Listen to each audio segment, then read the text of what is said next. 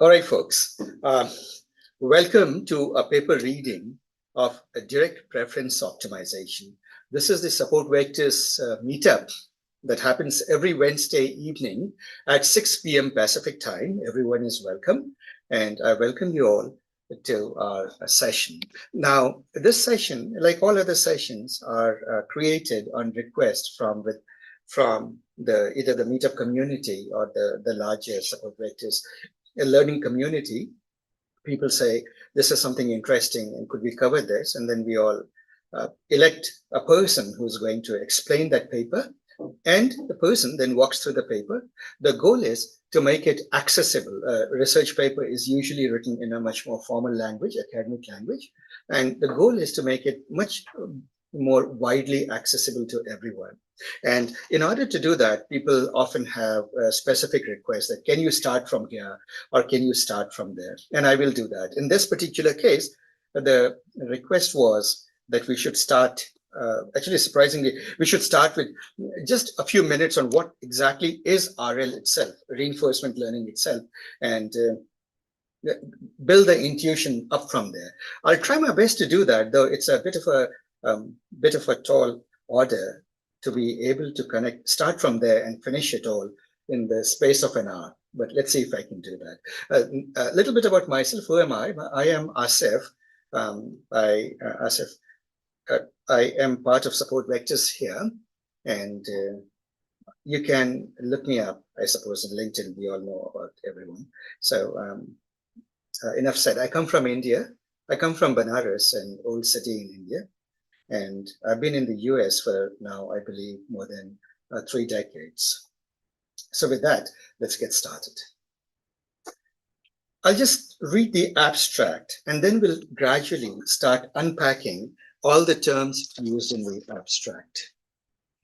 And we'll take away, there is no slide deck or anything like all of our presentations. We keep it low effort. More about explaining and helping each other than creating fancy slide decks. So we'll go over the abstract and start unpacking it. The title of this paper is pretty provocative. It says, a direct preference optimization. Your language model is secretly a reward model. Now, what is a language model part? That we know, of course, we are talking about LLM. What today we call large language models. Now it says that it is secretly a reward model. Now, reward model is a term that is very much part of the vocabulary of reinforcement learning. It comes from reinforcement learning. Now, when it says that it's a direct preference optimization, what is the preference optimization that we are talking about? This has to do very specifically with these large language models and the way we do it. Preference here refers to human preferences. Or alignment, it's also an alignment problem, alignment to human preferences. So we will unpack it as we go along. But let's start with that. So those are the things. So the title of the paper starts with saying there's a direct preference optimization, which presumably implies that there were not so direct methods to align to human preferences, which of course, if you have been in this field, you would know that there was the whole process of RLHF. And this paper, in a way, was it an alternative to it? Let's read the abstract. Now, observe something interesting about this paper. This paper has been not created from one of the big AI companies. It's not coming from Facebook. It's not coming from Google. It's not coming from OpenAI, and so on, or Microsoft, and so on and so forth, which has implications. At this moment, just to give you the human dimension behind it, the big companies, they have access to pretty much the kind of hardware, the kind of video cards, GPUs, and tensor processing units that are needed to do experimentation with very large models. On the other hand, the rest of us are relative we live in relative poverty. If you're in the academia or if you are in any other company like here at Sport Vectors, you can afford a few A100s. You can afford, or maybe less, you can afford if you're sitting at home, I'm sure all of you have one RTX 4090 sitting in your workstation. So there's a whole gradation. And so the question that happens is, what do you have access to? You can only work with that. So remember that this is an academic paper coming from Stanford University and CZ Biohub, which implies that the results that they will produce will be results or research results coming out of relatively smaller models. So it will be typical models will be the 7 billion parameter models are the most popular in the open source community. So that's something to remember. And that is, by the way, one of the critiques that people gave, that the results mentioned in this paper, all they quote are results with relatively smaller models, smaller LLMs. Well, smaller LLMs is a bit of an oxymoron, but it's sort of a language that is prevalent. And usually it means 7 billion, 40 billion, 70 billion, but not a trillion parameter model that the big companies are holding on to. So that's what it is. So with that background, let's start with this paper. And I will just read the abstract part from here to here. And then I'll take a digression and I'll entertain, because people requested that we do the very basics of reinforcement learning. We'll do it in a very quick way. Right? While large-scale unsupervised language models learn broad world knowledge and some reasoning skills, achieving precise control of their behavior is difficult due to the completely unsupervised nature of their training. So this speaks to a fact. When you take these very large models, one basic rule in machine learning always is the more parameters you have, the more dimensions you have, therefore, into your hypothesis space, in your parameter space, the more data you need, because otherwise you will have gross overfitting. Another way to say that is the more parameters you have, your machine may start memorizing, or in some sense, creating internal representations that is somewhat equivalent to memorization of the input data.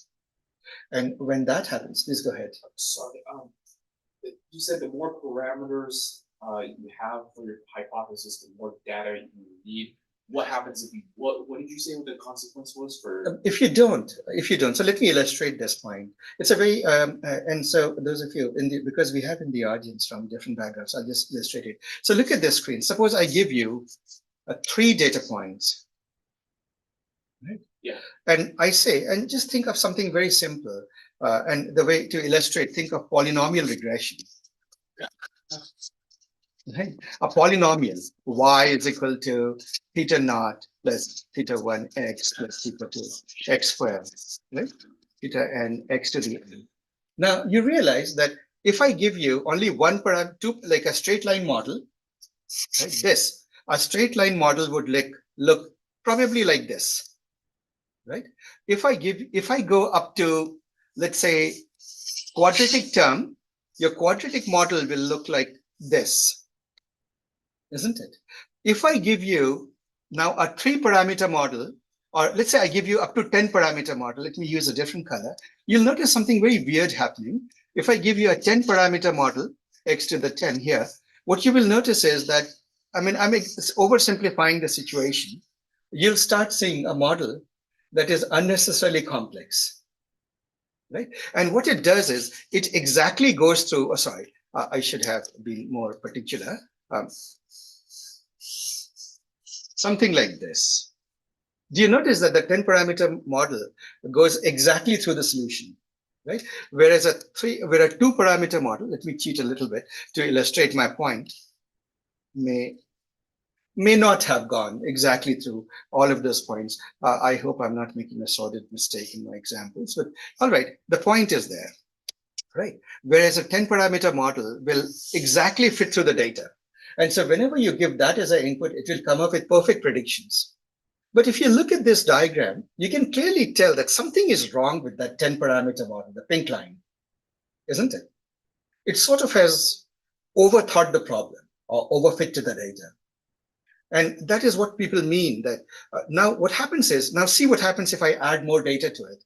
If I start adding, let me add data in the same color. And if I start adding lots of data here,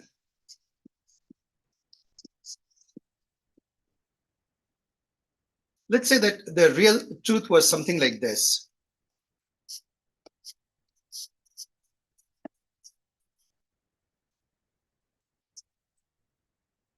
Something like this. Now what happens? You begin to see that, well, the yellow line was too simplistic. The green was also perhaps too simplistic. The high parameter model, 10 parameter model, was probably the better model because it's flexible enough to fit the data. And what it would do is, let me illustrate that with a separate line. It would become something like, let me use a huge line now. It would become something like this when you bring more data, because it tries to go through every point. And so when you bring in more data, you bring about what the word people use is you regularize the model. You prevent it from just wildly oscillating and fitting to the data. Right? And it's one of the truisms in the field. You bring a bigger model, go bring a bigger data set to fit to it. Yes. In layman's terms, if you have too little data for your model, then your model is exactly. In other words, it just memorizes. And the layman term is that it will just go and memorize your data. It won't generalize. It won't really learn anything. It will just store those values somehow internally. It will distort the values. It will distort the function. The predictions won't make sense. It won't generalize. That's what you say, right? So now when we say, so let's go back to the thing with large language, unsupervised language model. So how do we train a large language model? When we train a large language model, because they are so huge, today, there was a time when you would say, oh, my model is 1 million parameters. And you would like, oh my God. But today, if you say your model is anything less than 1 billion parameter, perhaps you'll get scoffed at, especially when it comes to transformers. People talk in terms of 7 billion, many billions and so forth. So we are talking of a highly complex model, and it needs a lot of data to train. So what people do is that there's a tradition in the field that you take this so-called LLM or transformer. Let me use a broader term. Actually, this paper deals with LLM, so just use the word LLM more specifically. What you do is you take the world's knowledge. World knowledge. What is world knowledge made up of? Think Wikipedia and all the web pages and anything you can scrape off the web, right? And then you start feeding it, and then you somehow train it. The question is, how do you train a model? What you do typically in this task, and that's why it's called self-supervised, is you will give it a sentence. Suppose you say, let's take a Dickinsonian statement. It was the best of times. It was the worst of times, and so on and so forth. So what you would do is you would go and erase. You would take this part out, give to the model this input, and you would say complete, generate the next few tokens and complete the sentence. And whatever it came out with it, let's say that it was a cow. Right? Now, this is not exactly matching what you wanted it to. So then you train the model through a process to align itself and with high probability produce what was there in the text. So now what you say is that it is self-supervised learning, because you just took some text on the web, and out of it, you split it into input data and output data. Right? The input and the output.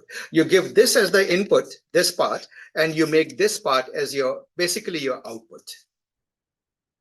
Are we together?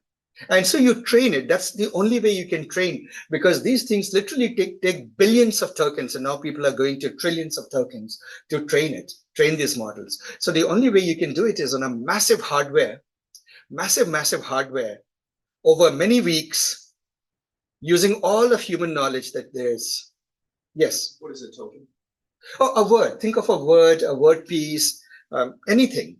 A linguistic token. Yeah, that's a good point. A linguistic token is anything. So, for example, if I'm looking at this is a token, this is a token, this is a token. To the first approximation, you can think of it. There are some nuances. For example, running, right, or something like eating. What you do is you actually say this is a token and this is a token separately, because ing can be there at the end of many words. So that's getting into the nuances, but an easy rough and ready answer is all the words are tokens, right? And question marks and punctuations and all of those are tokens, right? So what you do is you take input, part of the token sequence, part of the sentence, right, as input, and then part of it you say, okay, now you just change your internals of your neural network in such a way that it aligns with producing the worst of times as a continuation of it was the best of times. Right? That is how you do, and this is called pre-training a model, pre-training an LLM. The problem with this is a very interesting. If you were to ask it, what happens is that it does get pre-trained, but the web is not the friendliest place. It's filled with hate speech. It's filled with misinformation, right? And it isn't that knowledge that human beings created and communicated and posted on the web was not specifically designed to train an LLM. We are just repurposing it to train an LLM. So some of the effects are quite amusing sometimes. So you give it an input. For example, you may say, what is the capital of California? It may respond by telling you, well, the capital of California is Sacramento. Right? Or it may end up saying, what is the capital of Paris? France. So it may respond to a question with a question. Now, why would it do that? The reason is when you scrape knowledge from the web, quite often there are inventory list of questions, isn't it? And so it has learned that one question follows another question. So it's a good continuation to respond to a question with another question. You see that, right? Can you explain one more time? I'm sorry. I'm saying that if you scrape, you learn for the patterns on the internet, the text patterns, then see what happens. Somewhere would be a question, let's say a text, or what's the capital of, let's say, United States, right? And the answer may be Washington, D.C. Some text would say that. But somewhere, another piece of text may simply have an itemized list of questions. A quiz, right? What's the capital of United States? What's the capital of France? What's the capital of Germany? Isn't it? Now, a large language model doesn't have a way to know the difference. All it sees is continuation. One sentence followed with another sentence. Are you seeing that? Yes. And so with equal, it is quite likely that it may respond to you by saying the capital of United States is Washington, D.C. Or it may just say, okay, what's the capital of France? You see that, right? So it does not have, and this is called the alignment problem. It does not have what it emits out. By the way, what it emits out, you call it either the output or the continuation. The continuation of what you gave it input, and nowadays we call the input a prompt, right? Or instruction and all of that. So the continuation may not be something that you prefer to get. Human beings may lie for very obvious reasons, right? Now, then there is the other aspect of it. There is misinformation, there is hate speech, there is detrimental speech, right? Continuation. Right? By the way, just be aware, all of these, if you're taking notes, all of these will automatically be generated into good summaries and notes by by large language models that are running behind this in our educational play, and we are running it here. And it will all be there on the portal. All you have to do is go there and see it. Yes. Right. Okay. Yes, please do. Continue to do that. It's a good habit to write. Now, That is the thing. So that brings about the whole issue of alignment. So once you pre-train a large language model, then the second thing you can do, oh, that's my dog. That's my, so please, yeah, ignore her. So, That's a dog. yes, it's a golden retriever. She's old now. So once you have pre-trained the model, that's usually your step number one. People often say that, okay, let's do one thing. To align it to human values or human preferences, we can do this. We can give it an input, X input, text, and let it produce two outputs. Output A and output like some other output, and we basically say that this should be produced, anything else is negative, anything else that you produce is not something that we would like to hear. So you can do something called supervised fine-tuning. You can fine-tune the model.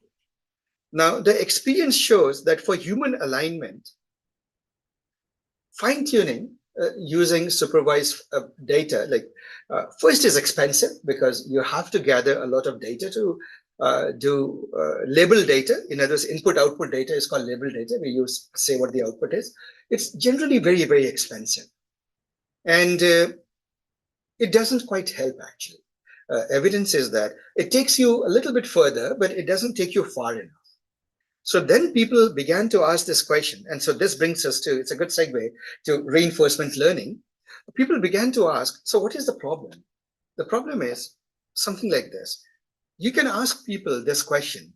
Suppose you have a LLM and you give it some text as input and it produces an output. Make it produce two outputs. Now, why? How can it produce two different outputs? It can, because it turns out that in the LLM, you sort of built in a little bit of stochasticity. You sample at the end of it without going into the technical details. Let's just say that it produces a distribution, or it produces, you ask the same question again, and it has the potential to produce a different answer, right? So you just produce two answers, let's say YW and YL, and then this you can then ask somebody, and this is how you do. You get the human beings into the loop, because humans say, I prefer one answer over the other. Let's say that humans will say, this is good, this is not so good, right? So this is the human feedback that comes into that. Human feedback. Now comes the interesting question. Now that you have a human feedback, how can you incorporate the human feedback into the LLM and make it align to human preferences, right? And that explains the word preferences, preference optimization. So preference optimization means, in very simple terms, taking an LLM and making it predominantly produce outputs that align with human values, right? Or that humans would consider to be the better answer, the preferred answer. Are we there? That's that. So how do we do that? And that brings us to the second part of it. So first of all, what is reinforcement learning and why do we need it? First, I'll go into why we need it. And this, for those of you who are not from AI background, please forgive me. I'll take a small mathematical digression and then we'll come back to high level. The bottom part is that, see, neural networks, they are weights and biases. So they are weights, they are a giant weight matrix at the end of the day. These weights are trained in a very simple way. You give it an input, it goes through it, it produces a y hat, a prediction, an output. Now you look at something called from this, you compute how divergent is the output that you got from what you expected it to be, right? So let's say that truly you wanted y, right? But what you got is y hat. You represent this, and this is the mathematical part. You need to be able to represent this as something called a differentiable function. But one way to think of neural networks is they are just ginormous or glorified function fitting machines, right? They produce functions, effects. right? Y hat is fx. So if that is true, then you can write your the divergence between what you want and what you expect. This is called a loss, and the loss as a differentiable function. A differentiable function is something such that you can say that I can take its derivative with respect to, derivative is a calculus concept, with respect to of the loss with respect to the weights. Are we together?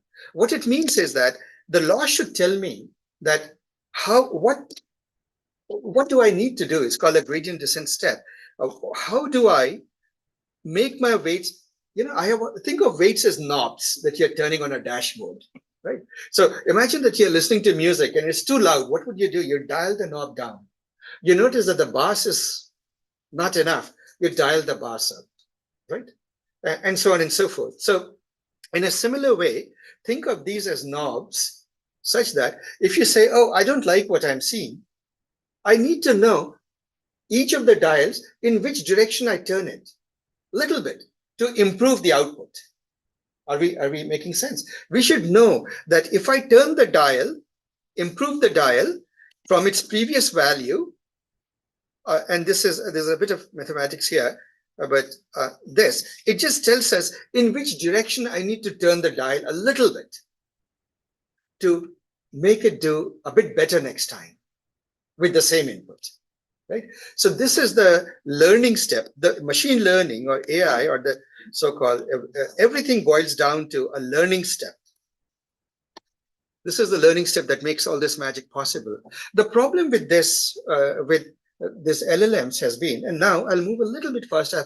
I ask for forgiveness from those of you because I need to go a little bit into technical details, but this is a broad picture, is that when you get human feedback, the human feedback is saying thumbs up, thumbs down. This is good, this is not so good, or is putting a score to it. It's saying this is much better. This is 8 on a score of 10, this is 3 on a score of 10, right? Or something like that. Trouble is, there is no way you can relate that human subjective feedback to something as objective as the weights and biases of a neural network. You have no way to bridge it over. So what you need is a way to bridge to the loss that is there. There's no way to capture the loss as a differentiable function of human preferences. And that is the fundamental problem. So then people ask, okay, if that is the situation, what exactly can we do? That's when there's another field of machine learning, namely reinforcement learning, comes out. So reinforcement learning is essentially the knight in shining armor that comes to the rescue because it has a wonderful tool that comes to the rescue. It says, well, for this tool, we don't need differentiable functions at all. We can, actually we do, but we don't need it in the loss function itself. We can do it in a slightly different way. So a very basic about reinforcement learning. So I'll first give, what should we say, very layman explanation of what it is. See, what you do is you don't tell the machine anything what it should do. So it is in some state. Imagine that you're playing a chessboard. Okay, let's do this. This is one example that I saw in a lovely article. I wish I can remember who wrote it. Suppose we have here, right? Or maybe just 3 is enough. Suppose this is your starting place. You start from here. You say you can move in any direction from here, etc., etc. You can keep making steps. But there is a reward. There's a penalty of, let's say, -10 here. And I think this is exactly what the article uses. It's a very nice article. I wish I can got the source of it. Okay. If you end up here in this box, you lose badly. If you end up in this box, you win. And you tell the machine that you can take any steps that you want, up, down, left, right. You can't escape this region. So the machine needs to figure out that what it needs to do is just take this path. You realize that this is the optimal path, isn't it? And if you take this path, then you win. So this is the reward. This is the reward, and this is the penalty or negative reward. So reinforcement learning is a carrot and stick machine, essentially. Right? You say, here's a penalty for getting it wrong. Here's a penalty for getting it right. Now, there's another very interesting thing you should observe. Even though you can have little rewards for each step, you wouldn't know whether you have won or lost ultimately till you have hit the destination, till you have hit the final point, isn't it? So one trajectory of moves, so you use the word trajectory of moves or actions, you say actions, can take you here. Another bad trajectory, for example, this would be bad, this would be bad. These trajectories are not really very good, isn't it? So you need to find the optimal trajectory. So the way you do that is you just say, okay, go learn on your own. Does it really work? Since people, I didn't expect that we would have to start from the very basic, but no harm in that. I could start with an example. Okay, there's a lovely example. Look for a paper, not a paper, a little video on the web. Maybe one of you can post. It's a 2-minute paper, right? And it is about a hide and seek game. Just Google 2-minute paper hide and seek, and you will see a lovely video, which I encourage all of you to see, on the beautiful power of reinforcement learning. It's just absolutely amazing what reinforcement learning can do. So people thought, okay, we can use reinforcement learning to solve the problem. So now I will just give you a small mathematical formulation of reinforcement learning. Before that, I'll take this question. Please go ahead. You have a question? Yes, you. Okay. No, yes. Oh, my shoulder was hurting, but I do have a question. So the solution to the differentiable functions is the reinforcement learning. If you don't, I mean, there are many ways of looking at it. I wouldn't say it's the only way, but reinforcement learning is one way to solve that problem. The other way that you often do is things like Bayesian optimizations and things like that. Right. So reinforcement learning is one of the ways. To go around it. Right.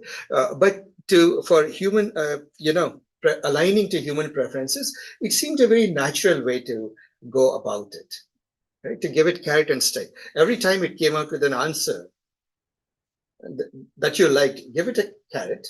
Every time it came out with an answer that you didn't like, well, give it a penalty. Right? So now I'll go a little bit into the very quick technical details of a reinforcement learning. What it is that, see, if you look at this game, you start with some initial state. Let's say that you start with some state S0. What you do is and then I will use the notation here. A state is represented. Let's create a terminology. A state I'll represent with at the time step. So you go in time steps. You do something. The way to think about it is that imagine a chessboard or like this game. You are in a certain state. The game is in a certain state, isn't it? You are here. So that is the state. And your initial state is S0, this one. Right?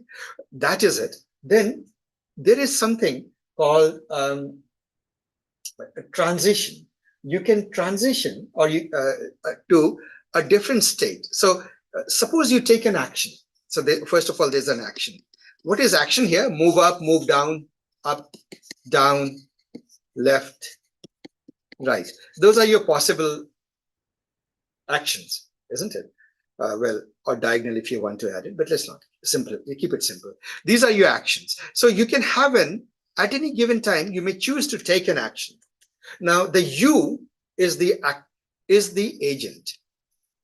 Think of it as the you in our conversation. We are saying you can take this step.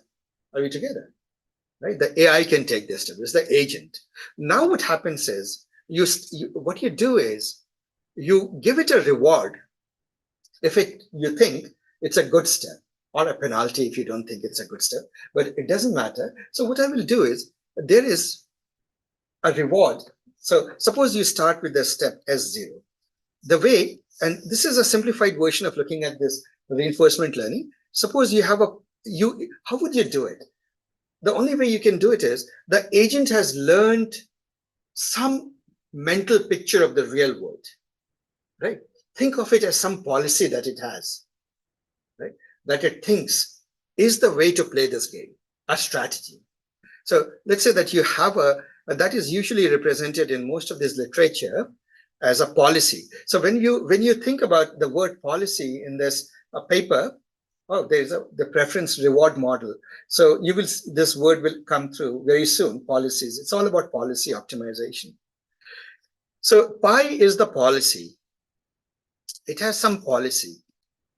Policy is its way of doing it. And as you will see, action in a given state means if I am in this state, my policy, my understanding tells me I need to take this action, right? So the action could be move right or move up. At this moment, those are the only two options I have. You have to pick an action. Now, what is your policy telling you? What is your understanding telling you? It will tell you something, some action. Out of your policy will come out some action, right? At any given time, out of your policy will come some action, isn't it, right? Understanding will come some action. And from that action, right? So this is I'm just breaking it down into all the parts. This is an action. Now that action will cause this grid now to be in a different state. It will cause a transition. It will cause a transition to the next state, right?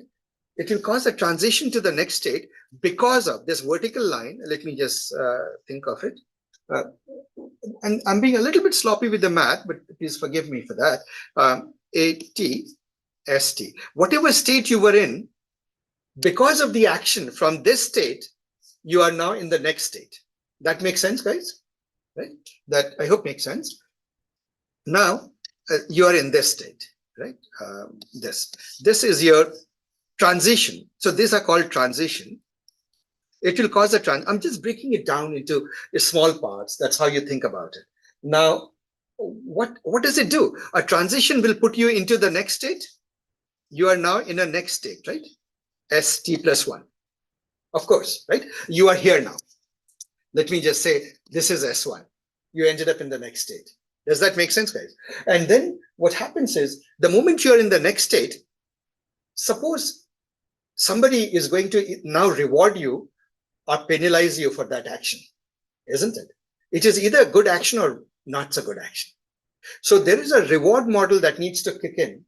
And this state, you feed into a reward model, which we will write it as, okay, let me just say reward at T+1, right? Reward model. Right?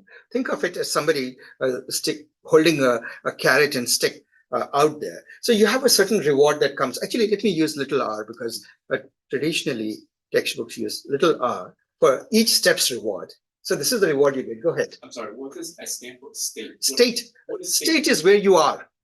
Oh, where you are. Okay. Where you are. Right? Another way to look at it is state is the state of the game at this particular moment. If you look at it as a game, right? Your position in the game. Are we together? So you get a reward for that. For example, if you had gone here, if you had turned, instead of going up, if you had turned right, your reward would have been, well, you lost right away, -10. If you go up, maybe there's a slightly positive reward, but you don't know, right? So there is that. And that gives you the next step. Now, what happens is that, so I'm just breaking it. I made a little diagram to break it down all to the whole thing. Now, what happens is you keep playing this game. You're in the next state, right? And now you again iterate. The reward is there. And now you take the next step and you go back, keep going back and back. So along the way, you produce something called a trajectory. A trajectory is this. It's usually written with a tau. It's a Greek letter tau, and this is pi, of course. This is pi symbol. These are very typical in the literature of reinforcement learning. So tau, you would agree that it is nothing but a sequence of steps, right? S0, the first action that you took, that caused you to go to the state 1, that caused you to go to, you took action S1, S2, A2, all the way to ST, action T. And let's say that the game terminated. You ended up in the right place or you lost. Go ahead, Patrick. Are the actions predefined, or baked into the policy, or do you just pre-design, or do you just let it run free? I hold that question in your mind. The actions are the allowed actions. Only what the game, for example, the environment allows. So it's restricted by the game. Yeah, exactly. So I'll give you an example. In this case, you can move up, down, left, right. Right. Much more speaking, when it is a large language model, the only action is which word are you going to produce? Which token are you going to produce? Go ahead. What determines the restriction? That's the word. That's the. For example, a large language model is only allowed to produce tokens from a vocabulary, words within the. Let's say English language is a 30,000 word vocabulary. Actually, it's millions of words, but you may choose to restrict it to 30,000. And so you say, okay, your action is produce one of these words. Oh, that's it. Okay, so you can't use like hieroglyphs, start speaking hieroglyphics. No, it cannot. It cannot. Right. So this is it. And now what you do is you speak of the final thing, a reward, the total reward of the trajectory. This is the trajectory. The trajectory is the complete, essentially the complete set of moves that it made and the state changes that happen because of that. And that is the summation of all the little rewards that you get, because at each action you're accumulating a reward, isn't it? So what is it? It is R0, R1, R2, RT, all of these, of course, added together. That would be the total reward. But what you do is you actually add, you don't just do that, you keep adding a penalty factor as you keep moving, dampening factor. What it means is that, and this people understand in finance, that what is the future value of a reward, right? That's what they say. Or in finance, they say that if I have to give you $100 today, it's more valuable. But if I tell you, you will get $100, but 2050, I'll give you $100. Hey, now, Asif. yeah, hi, go ahead. Hey, the dampening should be in the opposite direction, no? Dampening. R0 will be dampened the most. The first one will be dampened the most. The future value of this reward. It is it's gamma t, right? It's it is this. See, okay, let me see. You may be right. The expression is this R T summation, right? So it's exponential damping. Every subsequent reward is given less value, right? Unless I got it wrong today evening. Sorry, oops, sorry, what did I do? Yeah, check it out, Dilip. You know, I could easily be getting it backwards today evening. Could you please quickly check it? No, that's fine. I think if you're dampening the future rewards more, then this is fine. Yeah, that is right. Exactly. The whole idea is that, see, one intuitive way to say it is that in finance, right? If somebody gives you $100 now, it's more valuable than giving you $100 50 years from now, 50 steps from now. Say, I'll give it to you in 50 days. Right? That's sort of that. Anyway, it is called the discount factor. Discount factor. So guys, all of this is a bit of jargon. I won't go into that too much, but suffices to say that you get a total reward. What is the total reward ultimately based on? In a game of chess or a game, the only reward that eventually makes sense is, did you win or lose? Isn't it? So yeah, there has to be a good reward model that rewards moves every step of the way in such a way that the net reward sort of aligns with winning, isn't it? So that is the game of, yeah, go ahead. Yes, so this gamma is between 0 and 1? This discount factor could be, yes. It is between 0 and 1. It's a damping factor.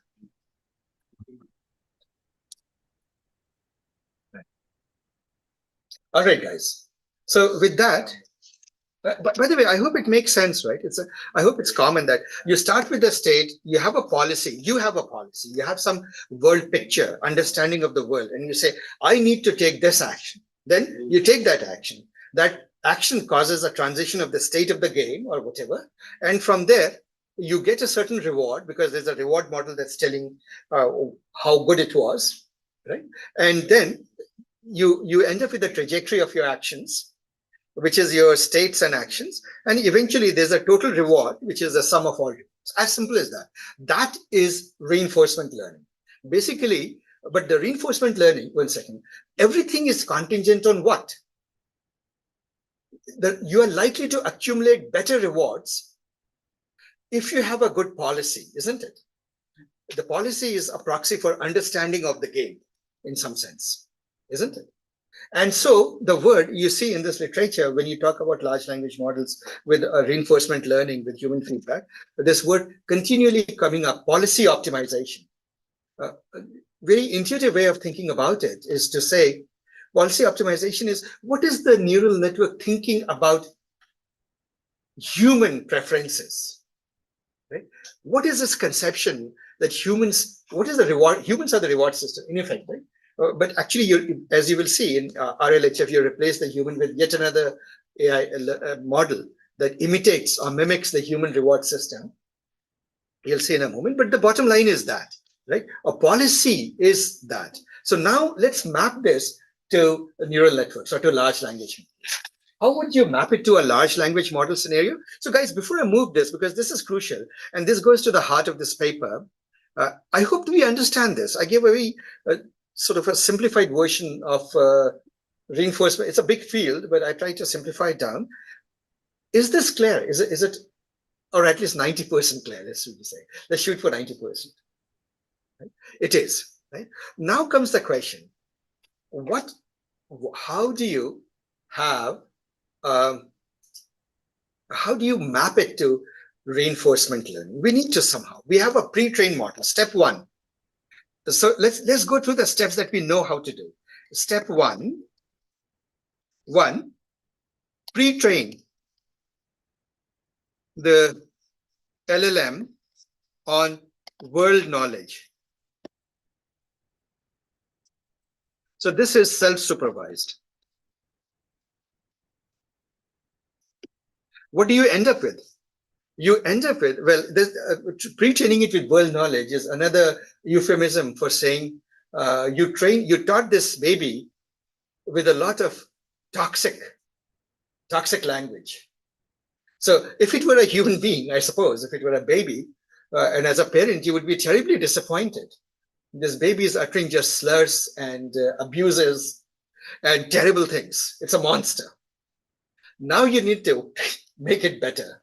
Right? There is a very lovely meme floating around. I'd like to post it at some point, which shows that you have created a monster. Then you tame the monsters in successive stages. So we are going through the things. You train this. Next step 2 is you can, and then also fine tune it. Let's say also fine tune with some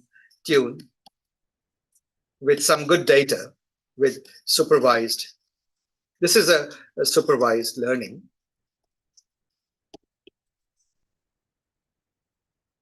Which basically means is what you would do with the kid. You say, these pairs, this is the better one, and so on and so forth. Some supervised learning, good data, improves the situation a little bit, but doesn't quite go far enough. Then you need to do something else. So this is step 2. So far, we are done.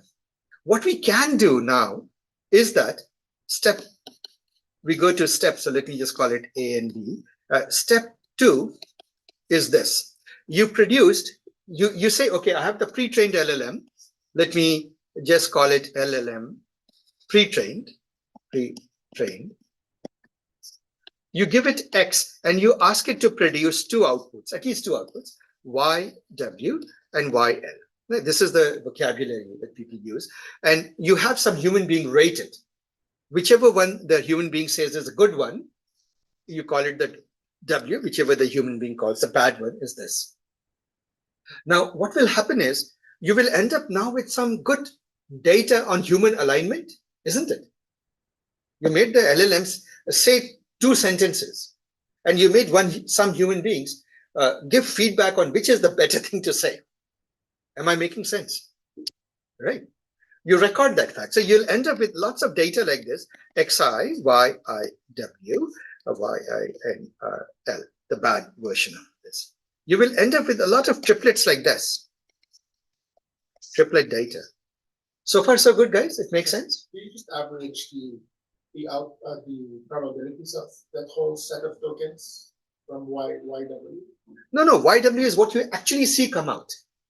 Right, but that's a set of tokens that are produced by the LLM. That is right. You have it produced by the LLM and a human being then judges it.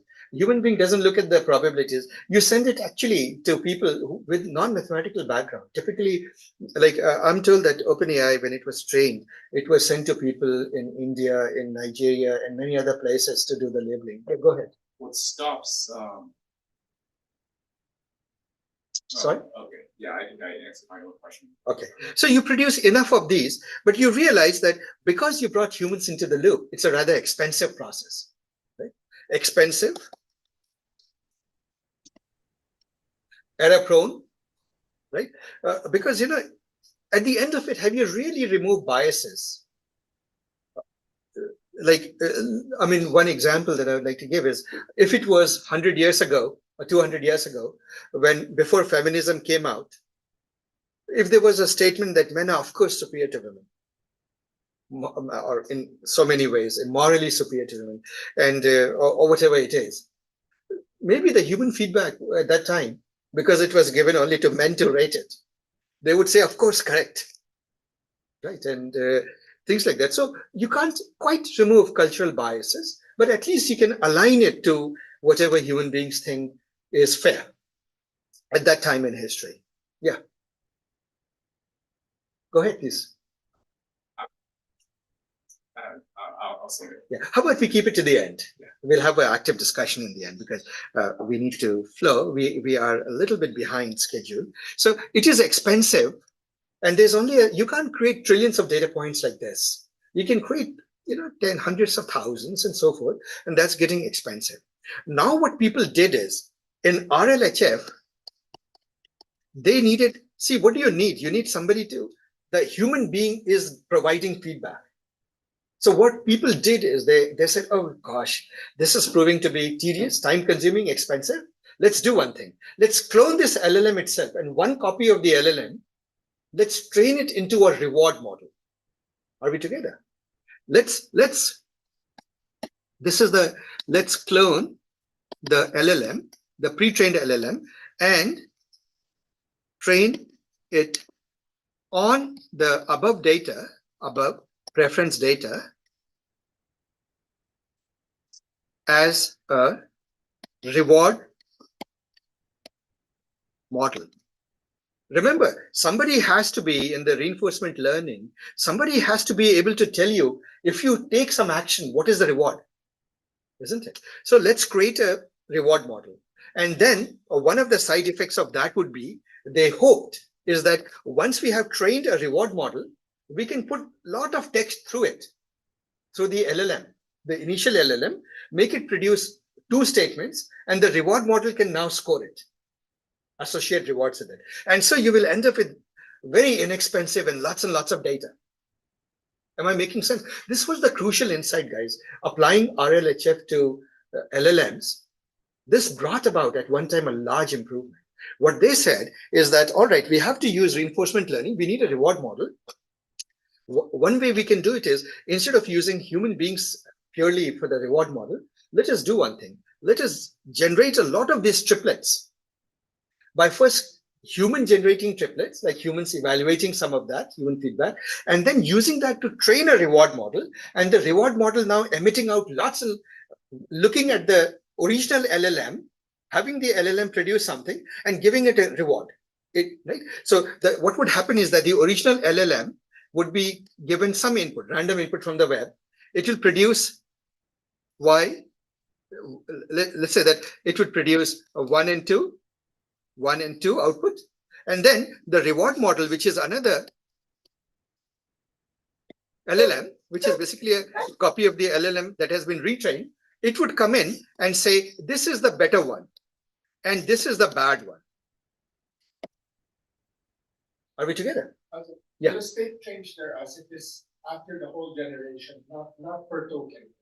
No, not per token. It's not. Yeah, because they stop, right? Because the sentence eventually stops. there's a stop token that comes out. So you look at the entire output.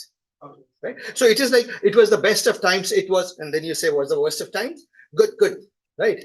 It was a monkey on the tree, wrong. Right? That's what you say.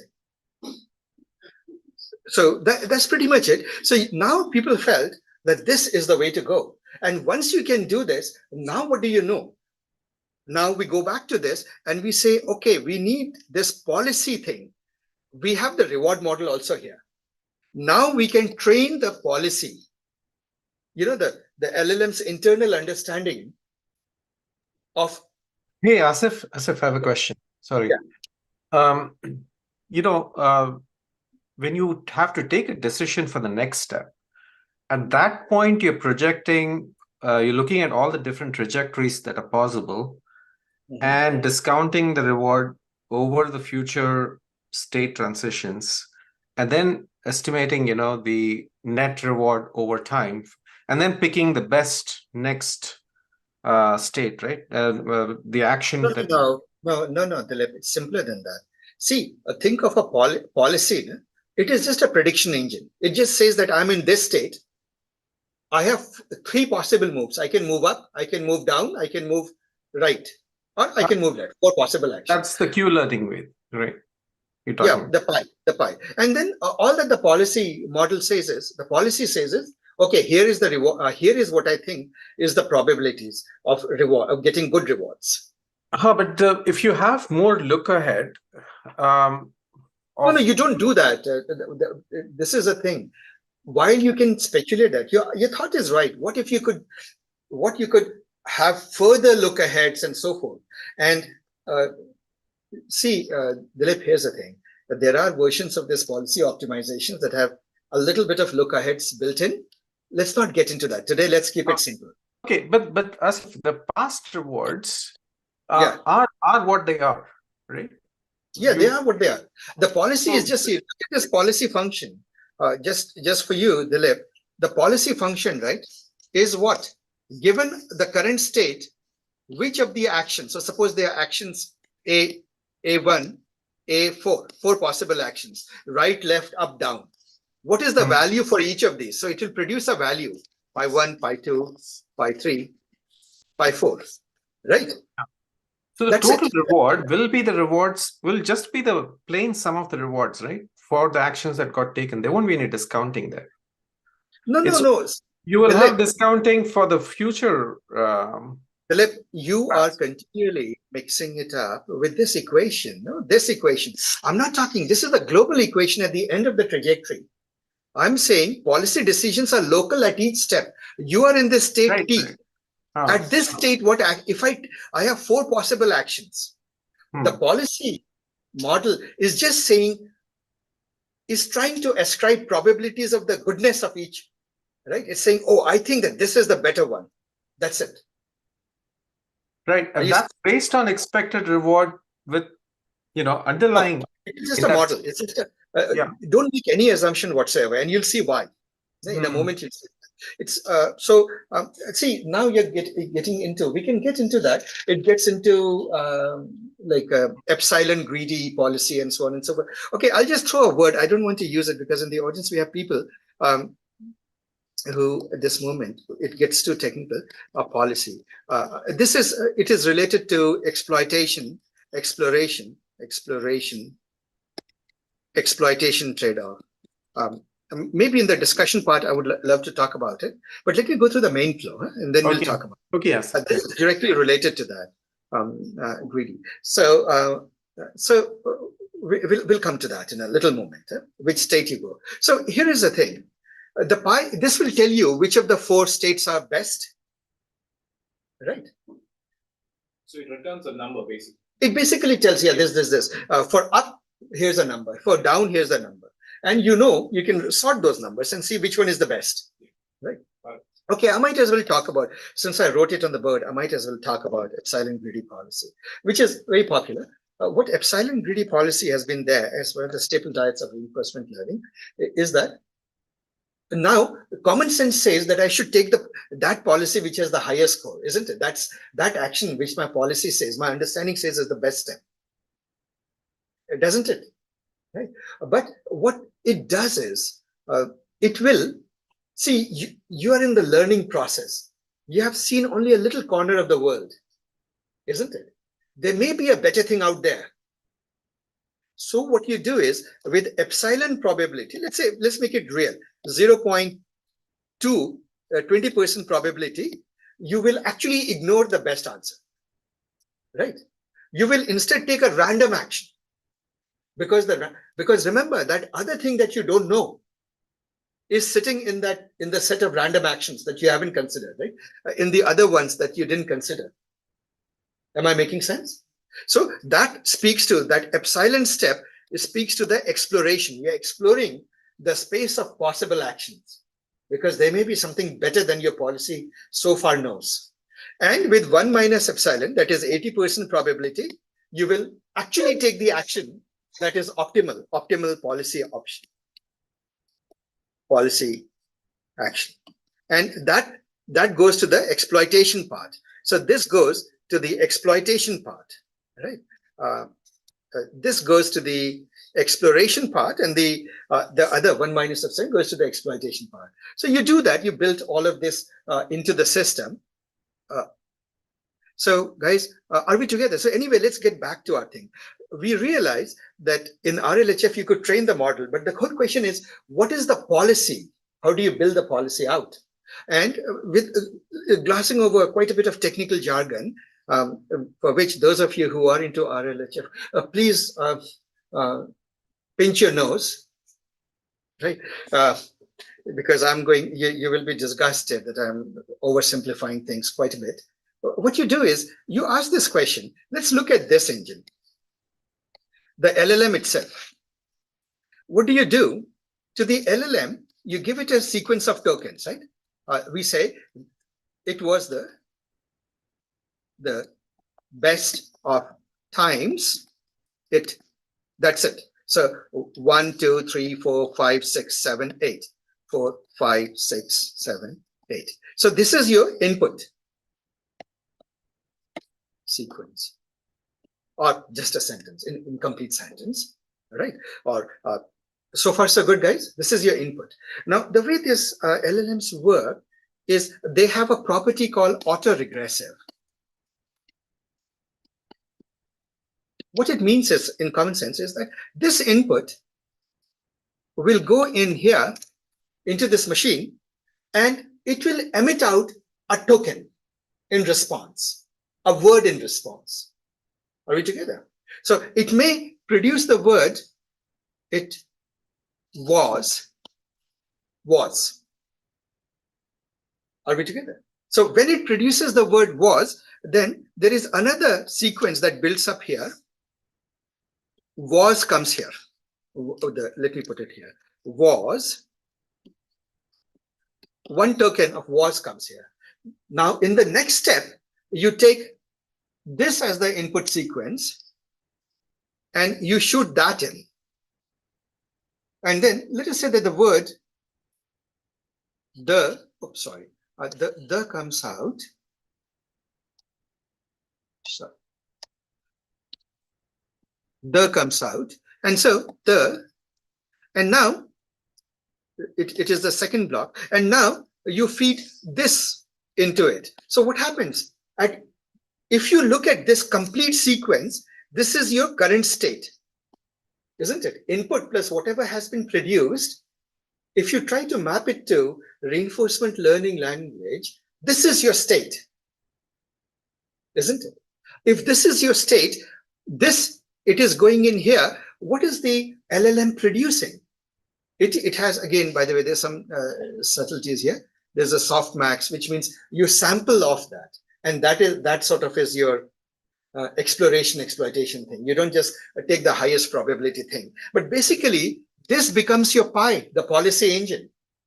The LLM itself is your policy engine. And action is what? What is the action?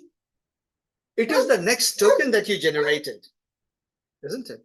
The next word, next token that you generated. And so people realize that everything is here. The only thing you needed was a reward model. Because once I generate this token, something needs to tell, was it a good idea or not? Isn't it? And so now that you have trained another LLM in parallel, another LLM, a reward LLM, reward model, which was again the initial LLM cloned, the pre-trained LLM, and then trained, plus trained. Trained on what? Are the human feedback data, YL, YWs, those triplets, right? So this is interrupting and saying, hey, this is the reward we are giving you. And therefore, that finishes the loop of the complete loop of reinforcement learning. Do you see that? Isn't it? You have all actors here, all pieces of the puzzle fall in place. You have a reward model, you have the policy, right? The policy is the LLM itself. And you have, obviously, humans are in the loop because the reward model was trained with triplets that the humans gave feedback on. And therefore, this entire process was called reinforcement learning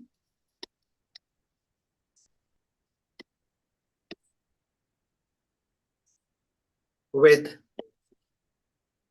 human feedback.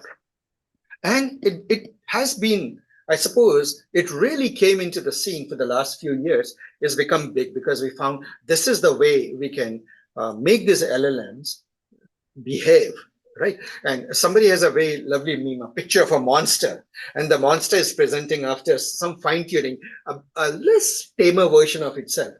And then finally, after the reinforcement learning and alignment to human feedback, there is this very sweet, chubby little face that's saying sweet things, right? Which is, I suppose, the ChatGPT.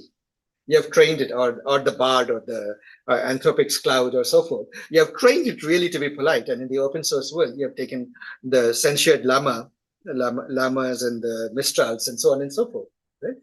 They have gone through this whole process. So that is the journey, guys. And with that, anyway, that was the background. We haven't even started yet. Right? Yes, please go ahead. Can I ask a simple question? Yeah, If not LLM for the reward model, what else could? oh, what else? That's exactly what we are coming to. Okay.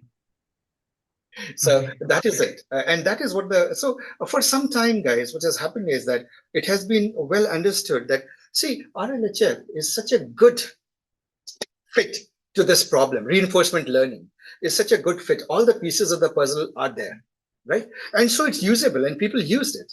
There was one hope though, but people began to see some cracks in the armor. One of them was that, remember, you could use the reward model to generate a lot more data, training data, for the policy optimization of the actual, the policy learning. That turned out to be, that didn't quite pan out because it turns out that the web data is really very toxic. And the reward model couldn't produce enough examples to prevent this LLMs, when fully done after RLHF, to not pick up that toxicity or to be able to shed that toxicity of bias and so forth, right? So what people had to do is, the biggest temptation of the reward model is that they could have used, I mean, it was supposed to be a shortcut that would save them enough effort to produce lots of training data for the policy aspect, the reinforcement learning phase of the reward of the policy. But it didn't quite pan out. What people realized from experience is that you had to create tons of these triplets. The triplets that I talked about in practice, you had to create tons of this with human effort.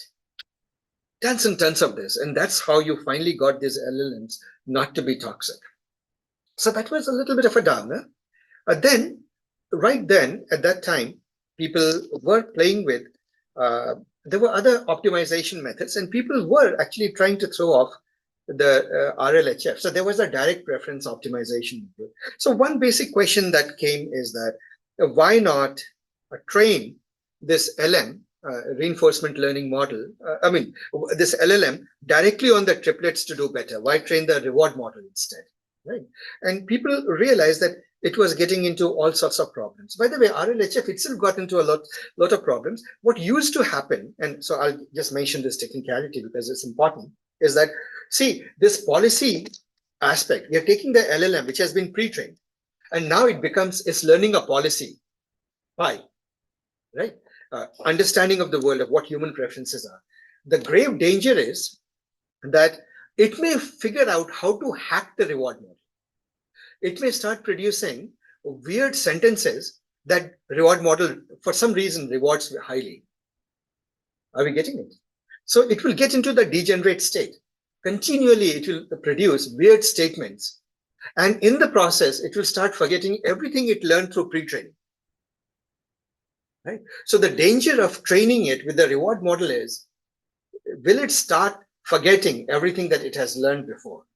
And so what you do is you throw in, and for those of you who are, the usual trick, you throw in a KL divergence that basically says that when this model, before this model was a policy trained reference, right in the beginning, whatever its understanding of the external world is, make sure that at any given moment, as you change the weights and biases of this model,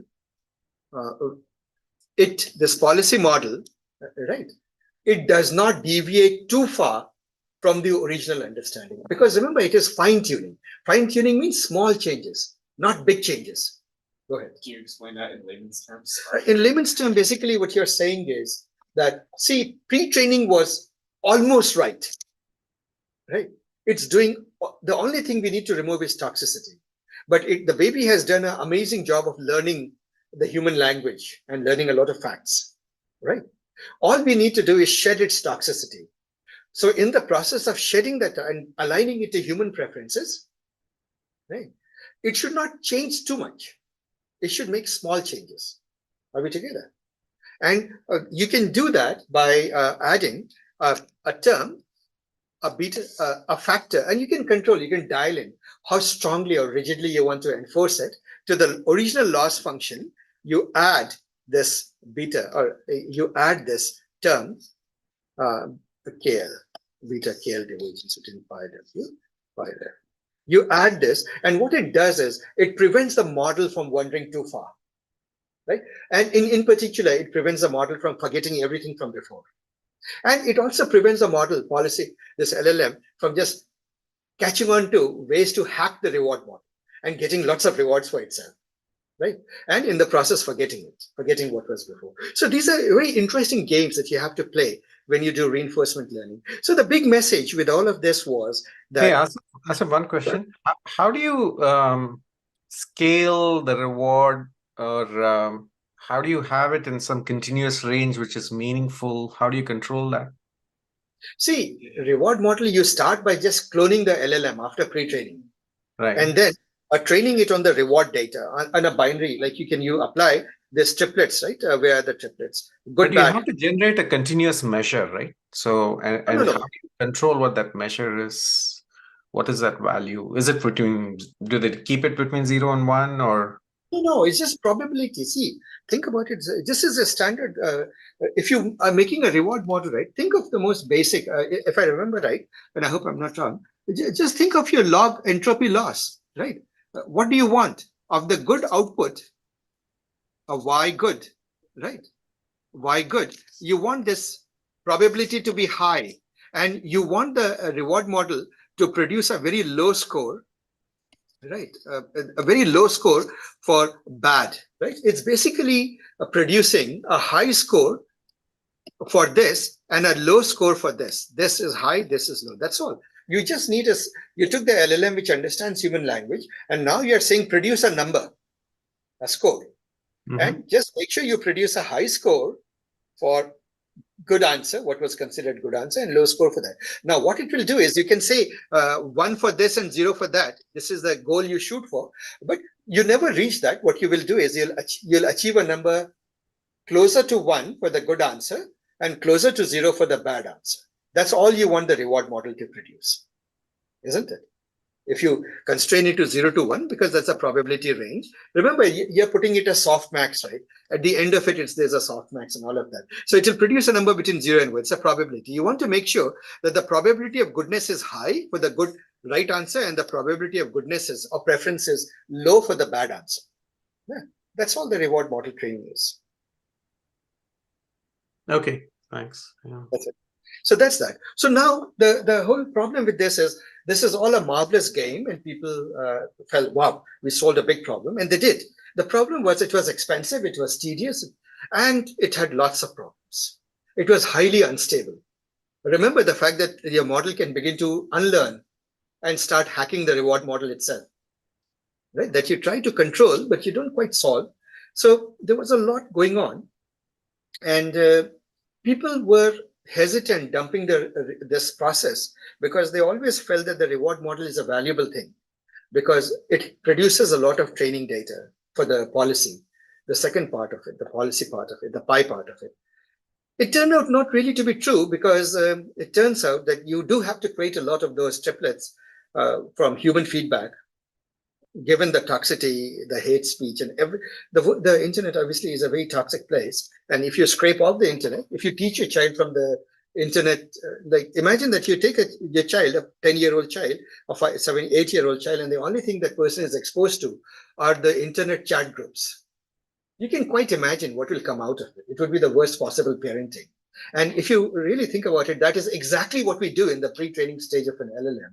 If you think of an LLM as a baby, that's what we have done, right? And so there's a lot that has to be done to undo the harm, essentially. So now we come to this paper, and I suppose, given the time, I'll now stick to, I was going to go through the mathematical details, but I think I can skip some of the mathematics, but talk straight to the point. So preliminaries, we can ignore that. Okay, so the only thing that I will say is the reinforcement learning phase. Remember, I told you that I'll just go through it a little bit quickly. Look at this. In reinforcement learning, what do? You try to maximize your reward. You try to create a policy pie that will maximize the expected reward. This thing is expected, right? Expected reward. R is the reward. Reward given this model, reward given, if you give it X and you produce Y, then what is the reward the system gives you? What is the goal of RL reinforcement learning? You want to maximize the reward, isn't it? You want to have that policy in mind, understanding that will give you a reward. And this reward is now aligned to human feedback with one constraint. What was that constraint? This constraint says, hey, don't diverge too much from the original model. Don't start forgetting it, isn't it? So PyRef is basically the original, derived from the original, or practically the original Pi after pre-training. Pre-training plus supervised fine-tuning, right? That is it. And so you say that as you go through the reinforcement learning part, don't deviate too much from it, right? The policy optimization, don't deviate too much from it. That is the essence of, so we have captured everything that we talked about into one function. This is the optimization problem that RL, the reinforcement learning phase, solves. Now, what this paper is saying is, I suppose I can skip some of the, hang on, should I go through? How about this? I'm totally willing to go through this mathematics in great detail, but let's push it to the discussion section if you need. This is beautiful. Those of you who are familiar, this is your partition function, right? This is your pi. This is your original policy. This is the reward policy that you're shooting for, exponentiation of the reward, and so forth.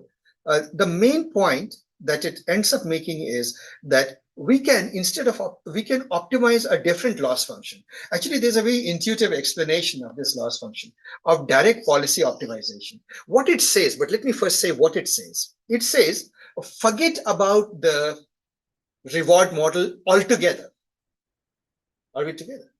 There is a way to train once you have the LLM that has been pre-trained and fine-tuned, there is a way to get the human feedback, the positive and the negative samples, the YW, YL, right? And X. So you take the human feedback. You're not throwing away the human feedback because you can't do preference optimization without human feedback. Ultimately, humans have preferences, right? So you have that, but there is a way to now tune this LLM to align with human preferences without going through the machinery of reinforcement learning, in particular, without using the reward model at all explicitly. But you still have to go through a step, which is, well, in some sense, think of it as the preference alignment step, right? It's not do that. So this you can align with this, and you have a different loss function. It says that this is your loss function to minimize. Now, what it means is there's a negative sign here. The opposite of it would be this is the expectation to maximize. By the way, if you think expectation is looking funny, intuitive way of thinking of it is average over data. Right? Think of it as just average over data. Right? So what you do is D is your those triplets X, Y, W, Y, L. Now, this is quite a thing. So let's go over it piece by piece. Oh, sorry. Let's go over it piece by piece. Look at this part first. What it is saying is, it is a ratio of two numbers. It is saying that given an input X, what is if the new policy at this moment, the policy that you have, what is the reward that it is producing for the good answer versus, right? What is the reward that the original ref model is the original unoptimized version is producing? For how much reward is it giving to the good answer, and how much reward is the original model giving to the good answer, right? This is it.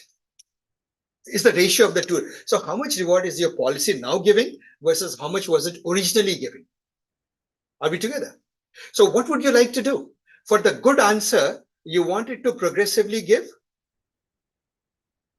higher rewards. So you want this number to increase, right? And then you take the log, and the log will also increase, right? If you do that, then your expectation will increase because there's a negative sign, your loss will decrease. And yeah, so we are trying to maximize the expectation. Yeah. So it will be a good thing if it does that, which you want, isn't it? Likewise, on the opposite of that, now look at this statement. And what it is saying is, it has a simple interpretation. It is saying that the policy, how good it is saying to the bad answer, right? Well, there's a condition. It's called conditioned on the input. But let's forget about the bar X. For it's a clutter here, and for what the reference model was saying to that. So let's say that the original reference model was saying that the reward is, let's say, 10 points for a bad answer. What do you want your new policy to say as it is learning? Should it be more than 10 or less than 10? For a bad answer, how much reward, how much preference should your policy engine give to a bad answer? More or less? Less, right? So you want this to decrease. So when this decreases, because there is a negative sign here, it means that the negative of it will increase. So what it is doing is it's saying you can create a direct loss function based on the preferences that just says do the gradient. Now the policy, by the way, one statement we made that the human preferences, the outputs were not differentiable, right? But the beautiful thing is the policy engine is nothing but the large language model with its weights and biases. It very much is differentiable, isn't it? And so because it's differentiable and because you can compute its gradient, you can compute the gradient of this loss function. Therefore, you can learn directly from those preferences. Are we together? That's all that's the core of this paper. But it is not obviously that. There is quite a bit of careful mathematical argument to say that this actually works and this is the way to go about it. And that is actually quite a bit of that is there in the lemmas and theorems and so forth. And it's beautiful, actually. The way they have argued is just beautiful. But that's for the mathematically inclined. But this is all you're saying, that because the policy engine itself is differentiable, you can find its gradient. And it's basically, in simple terms, is the LLM's weights and biases, which of course you can tweak. And so it will respond to policy optimization. And therefore the paper's name, direct policy preference, not policy, preference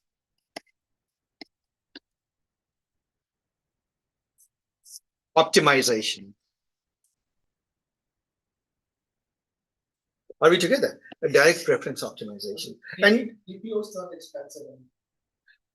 it is not as expensive because you don't build an unstable reward model in any of that.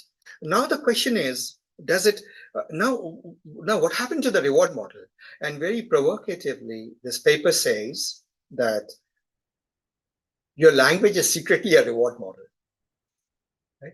In effect, when you do this direct preference optimization, if you stare at this equation hard enough, you realize that it must be rewarding, right? It's rewarding the good answer and penalizing the bad answer, certainly. So that log instead of As if the good versus bad, I mean, at any given time, you actually have multiple options, right? It's not just two options, right? Yeah, see, if you look at the UI, human beings are terrible at scoring. So what you always do is you give it only two and ask it for good, bad. Now, which is better than which? That's it. So, for example, you will say, here is two outputs, right? Just say That's which using one. training, but then, if it has to come up with the right answer, Right. and it may have a tree-based search kind of thing and multiple options, how is it going to People tried compare that. all of them, right? At one time, people used to produce lots of outputs and ask human beings to score it. Hmm. Generally, it didn't turn out to be a very good idea. Human beings are terrible at scoring. And you had to simplify that. You basically see, you're not getting PhDs to do that human feedback. You're getting relatively inexpensive labor, educated people, but not expensively educated people, right? And give them a simple task. You need to produce gazillions of data. Give them a simple task. Which is better? That's it. Hey, so if you had a statement, it was the best of times, it was the worst of times, and in your training you said, I like Dickens. But if it also came up, it was the best of times, it was also the best of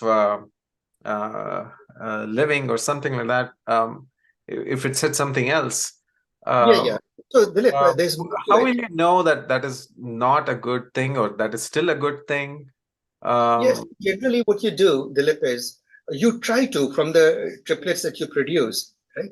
You try to pick the ones, the people who are reviewing, right? They're told that if they look almost as good, just weed out that data point. Don't keep it. You want to save data points where the delineation between desirable and undesirable is pretty clear. Yeah. And you can do that. It's a brute force human effort. You do that and you create that human preference data. No, but in time of generation, though, it's trying to create something. Is it evaluating two different strings each time? No. See, Dilip, that's a good question. Let me answer that. See, here's the thing. Here's your LLM, right? At the end of the LLM is what? A softmax. Right. Yeah. What it will produce is you give it a sequence of strings, T0, T, K. It has to produce TK plus 1. Right? The next state. Now, what it does is, it's the action that it has to take. Now, here is the thing. What you will get here are voltages, right? Or the logits. Right. Logits. Now, logits may say that some particular token, let's say that you're looking at a dictionary, and this logit is over the dictionary. Right? These are basically how much each of the words in the dictionary are lighting up. Right? Maybe there is a word. It was the best. Right? It was the worst. Is lighting up. Somewhere there's a word horse, which is not lighting up as much. Right? Something like that is happening. So now what you do is, because you softmaxed it with a temperature. So the very specific thing is e to the, let us say, worst divided by temperature divided by, and now e to the every single logit Li divided by T, or every other word. in the token, whatever its voltages were or logit values were. This is your probability of worst, isn't it? This is your softmax. But you don't actually take from the softmax. Remember, one of the things with, and it goes to that thing that in these situations, you're trying to be exploration, exploitation, or another way to do it is we find that if you just take the best answer, you produce repetitive bland text. So what you do is you sample into this distribution. Correct. You have a distribution of the words, and you don't necessarily pick the highest one. You just sample off it. So there's even a probability that you may end up picking this word. Yeah. So what happens is that you give it the same input twice, you will get two different outputs. Right? If you happen to get the same one, try again till you get something different. That's it. So you'll end up with a different sequence, a different output. Right. Okay. So at the generation time, you've already finished the training with the differential feedback on the good and bad, and you're just generating at this point, right? Yeah. They generate. Yeah, that's that. All right, guys. So with that, I am. So obviously, we need to speak to the result. All this theoretical thing is fine, but the results are pretty impressive. Now, the one thing to remember is that these people played with fairly small models, 2 billion, I think 5 or 7 billion models, and other people have also played with it. And hey, Asif, yeah. Sorry, one other question. So basically, what they're saying is you don't need something else, which is a reward model. You've fine-tuned your LLM itself with this differential feedback, modified the weights, and now it's going to generate the right thing for you, right? That's all. Exactly. And the beautiful thing is that it is all, if you have to say what happened, how did this magic happen? There are two ways of looking at it. One is that, why didn't people initially think in hindsight and craft a beautiful loss function mathematically? You could have said that if we had not been enticed by the RLHF journey, we might have struggled and thought about it, and then this piece of work might have come up a bit earlier, possibly. That could be one way of looking at it. Or another way of saying it is that, see, RLHF just fits so naturally to that problem at that moment. People went with it. The third is that RLHF may still be the best way. We don't know. See, all that this paper proves is that the DPO works well with small models. We don't know how it works with very large models. And people in the open source have actually created many more graphs. At this moment, even if you look at open source tools like Exotel and so forth, you will actually see an option. It has already been productionized. You can use DPO to optimize, fine-tune, and optimize your LLMs. So things are moving very fast. If any one of you know what is the latest result on applying DPO to very large models, please let me know. I don't know. I am not aware of that. So you can see that this is doing much better than, for example, if you look at the previous model, the best was the PPO, right? PPO stands for proximal, right? Proximal policy optimization. Now, what in the world is that? It basically is an RLHF, the same reward model kind of thing. The proximal policy just means that whenever you change pi, again apply. Remember, we literally went through that, the KL divergence term. That proximal policy, well, there's more to it, but roughly speaking, the gist of it is don't make it deviate too far, right? But you create a boundary. So suppose you have a policy here. Think of it like this. This is your current policy. You cannot deviate. The next step cannot be more than a certain epsilon distance from the existing. Don't take too big steps. Right? Don't deviate too much. That's all it was. Right. So guys, that is that. Any questions before I stop the recording and we have more open discussions? Anyone, guys? By the way, was it reasonably clear or was it all very confusing?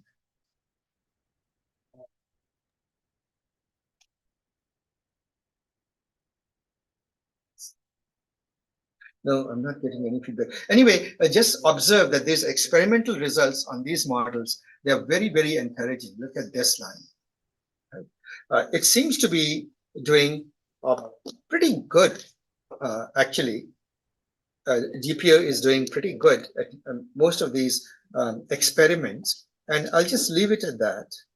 You can read the rest of it. But I hope I give you the big picture of what this paper is about. Let me pause the recording then.